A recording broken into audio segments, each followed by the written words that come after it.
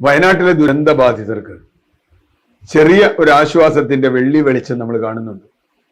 ഇത് വാക്കുകളിൽ ഒതുങ്ങുമോ പ്രവൃത്തിയിലെത്തുമോ എന്നുള്ള കാര്യമൊക്കെ വലിയ സംശയമാണ്.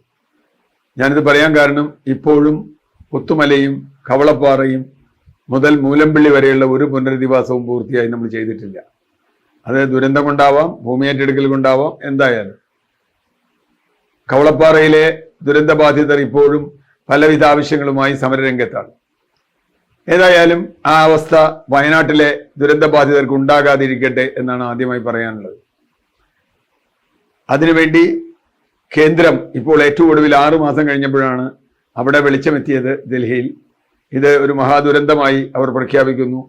ആ മഹാദുരന്തം എന്ന അർത്ഥത്തിൽ വരുമ്പോൾ അതിന് സഹായം കിട്ടുമെന്ന് പറയുന്നു. നമുക്കറിയില്ല, ഇതുവരെ 5 പൈസ കൊടുത്തിട്ടില്ല എന്നാണ് പറയുന്നത്. കിട്ടിയ പൈസ ഇവർ ചെലവാക്കിയത് എങ്ങനെയാണെന്ന് ചോദിച്ചാൽ അത് അതിലും വലിയ വിചിത്രമാണ്. അതവിടെ നിൽക്കട്ടെ. ഏതായാലും ഇപ്പോൾ ഭൂമി സംബന്ധിച്ച ഒരു കേസ് ഹൈക്കോടതിയിൽ ഉണ്ടായിരുന്നു, അത് തീർന്നിരിക്കുന്നു. പക്ഷെ അതിൽ കുറച്ച് ചതിയുണ്ട്. ഇപ്പം അത് പറയാമോ എന്നറിയില്ല, പറയാതിരിക്കാനും വയ്യ. കാരണം സർക്കാരിന്റെ ഭൂമി സർക്കാർ വില കൊടുത്ത് വാങ്ങണം. സർക്കാരിന് പൂർണ്ണമായും കിട്ടേണ്ട ഭൂമിയാണത്. സിവിൽ കോടതിയിൽ കേസ് നിൽക്കുകയാണ്.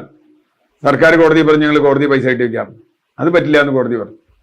അപ്പൊ എന്ന് പറഞ്ഞാൽ അതിനർത്ഥം സർക്കാർ വക്കീലന്മാരുടെ ഒത്താശയോടുകൂടി സർക്കാർ ഇപ്പോൾ കോടിക്കണക്കിന് രൂപ എസ്റ്റേറ്റ് മുതലാളിമാർക്ക് കൊടുക്കും. അത് കഴിഞ്ഞാൽ സർക്കാരിന്റെ ഭൂമിയാണ് എന്ന് നാളെ കോടതി വിധിച്ചാൽ, അതും നമ്മുടെ കോടതികളിലൊക്കെ ഒരുപാട് പ്രശ്നങ്ങളുണ്ട്. നമ്മുടെ വക്കീലന്മാര്, ഇതിനുവേണ്ടി വാദിക്കുന്ന വക്കീലന്മാർ സുശീല ഭട്ടിനെ പോലെയുള്ള ആളുകളെ മാറ്റിയത് തന്നെ ഹാരിസനെ പോലെയുള്ളവരെ സഹായിക്കാനാണ് എന്നൊക്കെ നമ്മൾ കേട്ടിട്ടുണ്ട്. പ്ലീഡറായി, സ്പെഷ്യൽ പ്ലീഡറായിരുന്നു സുശീല ഭട്ട്. LDF കാലത്ത് വെച്ചതാണ് മുൻപ് VS അച്യുതാനന്ദൻ. അത് കഴിഞ്ഞ് UDF കാലത്ത് മാറ്റാൻ ശ്രമിച്ചപ്പോൾ നമ്മളൊക്കെ എതിർത്തു. പക്ഷെ LDF വീണ്ടും വന്നപ്പോൾ, പിണറായി വിജയൻ സർക്കാർ വന്നപ്പോൾ പിന്നെ അവർ നിലനിർത്തിയിട്ടില്ല. ഏതായാലും ഹാരിസനെയോ അല്ലെങ്കിൽ പോപ്സനെയോ അതുപോലെയുള്ള ആളുകൾക്ക് കാശ് കൊടുത്ത് എസ്റ്റേറ്റ് എടുക്കണമെന്ന് തന്നെ വയ്ക്കുക. നമുക്കിപ്പോൾ തൽക്കാലം ആ ചർച്ച അവിടെ നിൽക്കട്ടെ. ഇവരുടെ പുനരധിവാസം എങ്ങനെയാവും? മുഖ്യമന്ത്രി ഇന്ന് പത്രസമ്മേളനത്തിൽ അതിന്റെ കണക്കുകളൊക്കെ പറഞ്ഞിട്ടുണ്ട്. ഞാൻ ആ കണക്കുകളിലേക്ക് ഒന്നും പോകുന്നില്ല. 1000 വീടുകൾ കൊടുക്കും, 5 സെന്റ് സ്ഥലം വെച്ച് കൊടുക്കും എന്നൊക്കെ പറഞ്ഞിട്ടുണ്ട്. 1000 സ്ക്വയർ ഫീറ്റുള്ള വീടാണ് കൊടുക്കാൻ പോകുന്നത്. വീട് കൊടുക്കാമെന്ന് പറഞ്ഞ ആളുകളുമായി ചർച്ച ചെയ്യും. ആ ചർച്ച എന്തിനാണെന്നറിയില്ല. അവർക്ക് ആ സ്ഥലം കാണിച്ചു കൊടുത്താൽ വീട് അവിടെ വെച്ച് കൊടുത്തോളും. അതിലെ കളി അതല്ല, എല്ലാവർക്കും ഊരാളുങ്കലിനെ കൊണ്ട് ചെയ്യിക്കണം എന്നാണ് മുഖ്യമന്ത്രിയുടെ ആഗ്രഹം എന്ന് നമ്മൾ മനസ്സിലാക്കുന്നുണ്ട്. ഊരാളുങ്കൽ മാത്രമേ ഈ രാജ്യത്തൊരു കൺസ്ട്രക്ഷൻ ഏജൻസി ഉള്ളൂ എന്ന് ചോദിച്ചാൽ എനിക്കറിയില്ല. ഊരാളുങ്കലിന്റെ പറ്റി ഒരുപാട് പരാതികളുണ്ട്. ഊരാളുങ്കലിന്റെ ഫണ്ട് വരുന്നത് എവിടേക്കാണെന്നും എങ്ങനെയാണ് വരുന്നതെന്നും സംബന്ധിച്ച പരാതികളുണ്ട്. CNAGയുടെ റിപ്പോർട്ട് സംബന്ധിച്ച് ഊരാളുങ്കലിന്റെ വിഷയങ്ങളുണ്ട്. സർക്കാർ കമ്പനിയാണ് ഊരാളുങ്കൽ എന്ന് പറയുമെങ്കിലും അതിന്റെ ലാഭം പോകുന്നത് മുഴുവൻ സർക്കാരിനല്ല, വേറെ ചില ആളുകൾക്കാണെന്നുള്ള പരാതിയുണ്ട്. ഏതായാലും അതവിടെ നിൽക്കട്ടെ. നല്ല ഏജൻസികളാണെങ്കിൽ അവർ സ്വന്തമായി പണിയിച്ചു കൊടുക്കുകയാണെങ്കിൽ പണിയിച്ചു കൊടുക്കാൻ സർക്കാർ സമ്മതിക്കണം.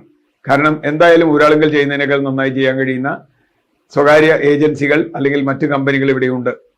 അപ്പോൾ അതിൽ ഗവൺമെന്റ് കടുത്തപിടുത്തം എടുക്കരുത് എന്നാണ് എനിക്ക് പറയാനുള്ളത്. അത് പിടിക്കുകയാണെങ്കിൽ അത് അഴിമതിയുടെ ഭാഗമായി മാറും എന്ന് തന്നെ വിമർശനം ഉയരും.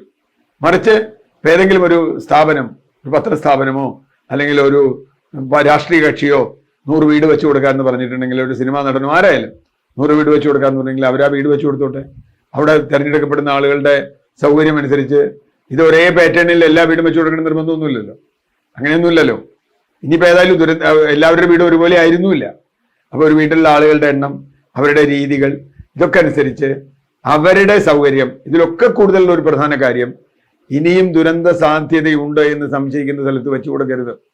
കാരണം ഒരിക്കൽ പോയി വീണ്ടും ഇത് പണി നടന്നുകൊണ്ടിരിക്കുമ്പോഴോ അതിനുശേഷമോ വീണ്ടും ഒരു ദുരന്ത ബാധിതം വന്നാൽ പറ്റില്ല. അവിടെയാണ് ഒരു ചെറിയ ചതി നടക്കാൻ സാധ്യതയുള്ളതെന്ന് ഞാൻ കരുതുന്നു.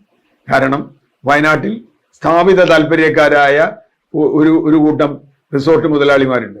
അവരെ സംബന്ധിച്ചിടത്തോളം അവർക്ക് മുണ്ടക്കയിലും ചൂരൽമലയിലും വീട് വെക്കണമെന്ന് ആഗ്രഹിക്കുന്നവരാ. എന്താ കാര്യം? അവരുടെ റിസോർട്ട് അവിടെ ഉണ്ട്, അത് പോയിട്ടില്ല. പക്ഷേ ഈ ആളുകൾ അവിടെ താമസിക്കാൻ തയ്യാറില്ല. ഞാനവിടെ പലവട്ടം പോയതാണ്. അവരെല്ലാവരും പറഞ്ഞത് ഞങ്ങൾക്ക് ഇനി ഇവിടെ താമസിക്കാൻ പറ്റില്ല, കാരണം ഇനി ഭയമാണ്. ഒരു മലയുടെ മുഖത്തും മുകളിൽ വെള്ളം വന്ന സ്ഥലമാണ്. മല കയറി വെള്ളം വന്ന സ്ഥലമാണ്. അപ്പൊ അതുകൊണ്ട് ഞങ്ങൾ ഇവിടെ താമസിക്കില്ല എന്നവർ പറയുന്നു. പക്ഷെ ഇവരെ കുറെ പേരെ എങ്ങനെയല്ല അവിടെ താമസിപ്പിക്കണം. അങ്ങനെ കുറെ പേരെ സർക്കാർ താമസിപ്പിച്ചാലാണ് അവിടേക്ക് റോഡ് വരിക, അവിടേക്ക് വൈദ്യുതി വരിക, അവിടേക്ക് വെള്ളം വരിക, മറ്റ് സൗകര്യങ്ങൾ വരിക, അവിടെ റിസോർട്ട് കൊണ്ടുവരാൻ കഴിയുക. അല്ലെങ്കിൽ ആ റിസോർട്ടുകളൊക്കെ ഉപകാരമില്ലുണ്ടായിപ്പോ. അപ്പൊ റിസോർട്ട് മുതലാളിമാരുടെ അത്തരം താല്പര്യങ്ങൾക്ക് ഒരിക്കലും സർക്കാർ കീഴ്വഴങ്ങാൻ പാടില്ല. ഏറ്റവും സുരക്ഷിതമായ സ്ഥലത്തെ അവരെ പാർപ്പിക്കാവൂ. കാരണം സുരക്ഷിതമാണ് എന്ന് പറഞ്ഞാൽ അതിന് ഒരുപാട് ഏജൻസികൾ ഇവിടെ ഉണ്ട്. സർക്കാരിന്റെ ഡിസാസ്റ്റർ മാനേജ്മെന്റ് മാത്രം കൊടുക്കുന്ന മാപ്പ് അനുസരിച്ച് ചെയ്താൽ പോരാ.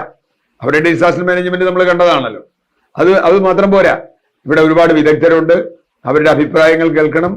പല പഠനങ്ങൾ അവിടെ സന്നദ്ധ സംഘടനകൾ അടക്കം നടത്തിയിട്ടുണ്ട്, അവരുടെ അഭിപ്രായങ്ങൾ കേൾക്കണം. ഏതായാലും ഒട്ടും താമസിക്കാതെ അടുത്ത മഴ വരുന്നതിന് മുമ്പ് കഴിയുമെങ്കിൽ അവർക്ക് താമസിക്കാൻ സൗകര്യമുള്ള, പഴയതിനേക്കാൾ മോശമല്ലാത്ത, ഞാൻ മെച്ചപ്പെട്ടെന്ന് പറയുന്നില്ല, മെച്ചപ്പെട്ടതാണ് വേണ്ടത്, നടക്കുമെന്നറിയില്ല, മോശമല്ലാത്ത അവരുടെ കുടുംബ പശ്ചാത്തലത്തിന് അനുസരിച്ചുള്ള വീട് വെച്ചു കൊടുക്കണം. അതിന് ഊരാളുങ്കൽ എന്ന നിർബന്ധമൊന്നും പിടിക്കരുത് എന്നാണ് എനിക്ക് പറയാനുള്ളത്. കാരണം എല്ലാം സർക്കാരിന് കാശ് കൊടുത്ത് സർക്കാർ ചെയ്യിക്കുകയാണെങ്കിൽ അതിന്റെ ഫലം നമുക്ക് പല ഇടത്ത് നമ്മൾ കണ്ടിട്ടുണ്ട്. അത് ഇവർക്ക് ഉണ്ടാകരുത്. ഇനി ഒരു നിമിഷം പോലും വയനാട്ടിലെ ദുരന്തബാധിതർ കണ്ണീരോടെ കഴിയരുത്. അവർക്ക് പ്രത്യാശ നൽകണം. ഈ നവവത്സര ദിനത്തിൽ മുഖ്യമന്ത്രിയുടെ പ്രഖ്യാപനം അത്തരത്തിലാവട്ടെ, അത് നന്മകളാവട്ടെ എന്ന് മാത്രം ആഗ്രഹിക്കുന്നു, പ്രതീക്ഷിക്കുന്നു.